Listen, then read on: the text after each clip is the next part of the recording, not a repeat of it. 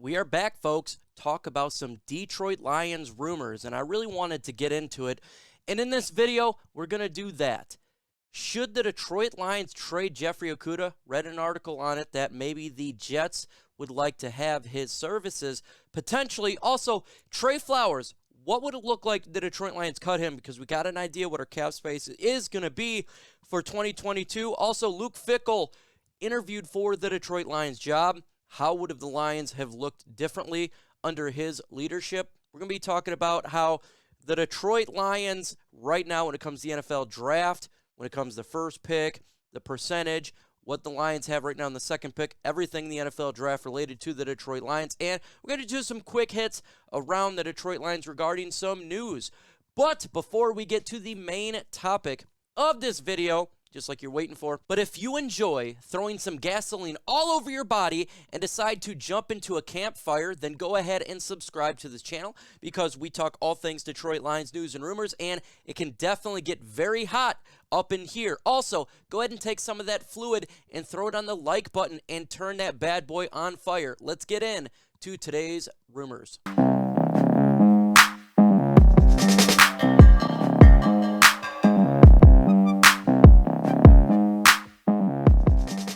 First off, let's talk about Trey Flowers right now.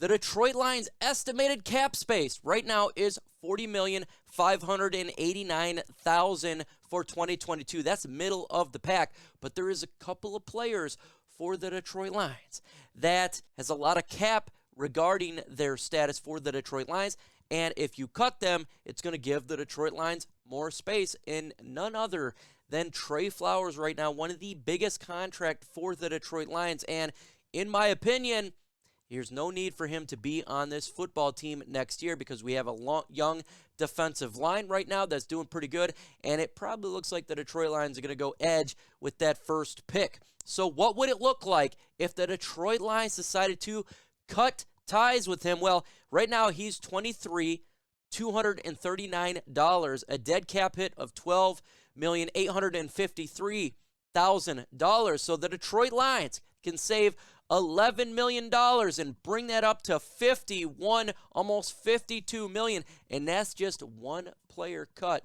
So I think when it comes to Trey Flowers, his time draws nigh in Detroit. But what do you guys think? Let me know in the comment section. Do you want to cut Trey Flowers, save some cap, throw it towards players we currently have in the roster, and look towards players in free agency, such as wide receivers or safeties? Let me know in the comment section what you guys want. Reports came out that the Detroit Lions looked to interview and did with Luke Fickell, the head coach of the Cincinnati. Right now, when you look at Cincinnati, top 4 team, looking real freaking good in college right now. And look at their quarterback, Desmond Ridder, dual threat quarterback. So what would it look like if the Detroit Lions hired him instead of Dan Campbell?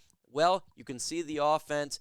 You got that dual threat ability, having a quarterback that's going to run around and make some plays and spread out that offense. I think it would have been a completely different football team if we would have had him compared to Dan Campbell. The interesting part is they looked at so many head candidates for the Lions job and so many different type of coaches, different type of styles, and they kind of looked through everywhere and decided to go with Dan Campbell. I think that it's good that the Detroit Lions decided to get Dan Campbell. The issue right now is his play calling. That is the issue. But in Detroit, the biggest problem is winning mentality, a culture change, and I think Dan Campbell is hired for that ability. Jeffrey Okudah potentially getting traded. Well, this is actually an interesting concept that an article for the New York Jets, one of their beat writers, was talking about, and I actually seen this in my comment section when the Lions were playing the Minnesota Vikings. Some Jets fans came in there and asked about it, and I was kind of curious and shocked because I didn't hear anything about this. But let's take a look at this. First off, you look at Lions secondary, you have Jerry Jacobs, Amani Oruwariye, and Afutu Melifonwu, who will be coming back from injury. The staple looks really good for the cornerback position for the Detroit Lions right now. I think these guys legitimately could be starters for the Lions in 2022 and beyond. Right now, Jerry Jacobs and Amani look a pretty freaking good 1-2 combination right there. What does that bring for Jeffrey Okudah? Well, Brad Holmes, Dan Campbell, they didn't draft this guy. And so far, first year was not good. Second year injured. What happens with the third year? Why the Jets? First off, the Jets need help in the secondary, and they got a ton of draft capital. So could the Detroit Lions ship him out to the New York Jets and receive some draft picks? Yeah, I think it's possible because they need help in the secondary. Robert Salah apparently likes him coming out of college. This would seem to be a good idea for the Detroit Lions, whether it be if the Lions wanted to trade back, say, and trade with the Jets, the Jets get the first pick in the draft, Jeffrey Okudah, and the Lions get 2 consecutive first-round draft picks, whether it be 4 or 5, or end up being in this upcoming draft. That could make sense, or maybe get a second-round draft pick. But I think it's actually something that we should talk about, and I wouldn't throw this rumor away. I think it's plausible. But what do you guys think in the comment section? Would you like to trade Jeffrey Okudah away to the New York Jets for some draft picks? Let me know. Comment. The Detroit Lions won this last game. And what does that do to the Lions draft status? Well, we went from 77% chance of being the first pick in the draft to 50% chance. If the Detroit Lions win another game and the Texans lose, we will move out of that spot. And to me, I honestly don't really care about solidifying the first pick in the draft. I want the Detroit Lions to win. The more wins you get, that's how you change a culture. You got to win. You have to win. In 2010, the Detroit Lions went 4-0 at the end of the season with a record of 6 wins. We went to the playoffs. I think it's important for the Detroit Lions to establish a winning culture, so I don't care about the first pick. I want to win the next game. And the Detroit Lions are picking 24 right now with the Rams win versus the Jacksonville Jaguars, but the Rams face the Arizona Cardinals at Arizona, so we all got to hope for Arizona to tear them up. And if Arizona wins, that pretty much makes them the NFC West champion. So that's our rooting guy for Sunday, is for the Rams to lose and watch what the Houston Texans do, and of course our Detroit Lions. Do you want the Detroit Lions to have the first pick in the draft? Do you want them to lose? Do you want them to lose out? Or do you want them to win? Let me know. The Detroit Lions versus the Denver Broncos. Even though the Lions won, even though they established that they can win this year, the Lions right now are still an underdog of a +8. What does that mean? They believe that Denver Broncos are going to win with 8 or more, and that is Vegas there. To me, I actually think the Detroit Lions will probably get this a little bit closer. So if you're a betting guide, then go ahead and bet on the Lions to cover, because the Denver Broncos, to me, their offense is not super powered. And the Lions defense has been doing fairly well. And if the Lions offense can continue the trend that they did from Thanksgiving to this past Sunday, they can put up a little bit of points on there. You know, Josh Reynolds there. So I think the Detroit Lions could cover that. And that brings me to making some money. So go to chatsports.com/LionsBet. Put in the promo code Lions125. That is BETUS. You can get a 125% deposit bonus. Bet on the Lions to cover. I am. Let's do some quick hits really quick. Chase Okudah, Lions fullback, was nominated for the 2021 Walter Payton Man of the Year candidate. Absolutely awesome. Appreciate you, Jason Okudah. Good player on the field and good player off the field. That's exactly what you want to see here in Detroit. Much, much love.